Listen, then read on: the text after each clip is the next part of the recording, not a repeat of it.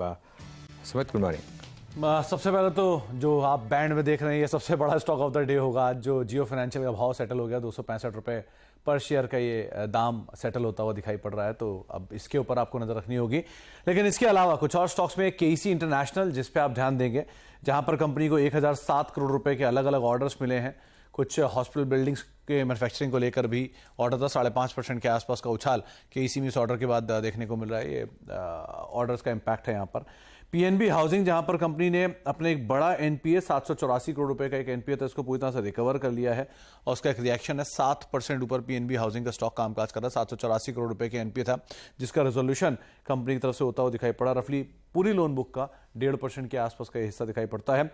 और लास्टली एक root mobile के ऊपर भी आप ध्यान दे सकते हैं, जहां पर कंपनी को वोडाफोन आइडिया की तरफ से ऑर्डर मिला है। करीब 2 साल के लिए ऑर्डर है। हालांकि शुरुआती तेजी के बाद मोरलेस 15-16 रुपए ऊपर 1% की बढ़त के साथ अभी भी कामकाज कर रहा है।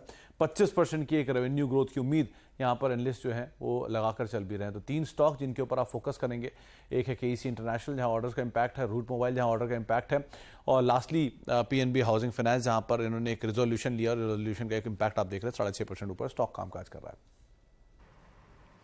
जी हाँ, सुमित, बहुत बहुत शुक्रिया। KEC international, PNB housing finance, root mobile, ये 3 स्टॉक्स आपके स्क्रीन पे एक सब्सटेंशियल मूव लेके 1%, 6% और 5% लेके ट्रेड करते हुए। सुमित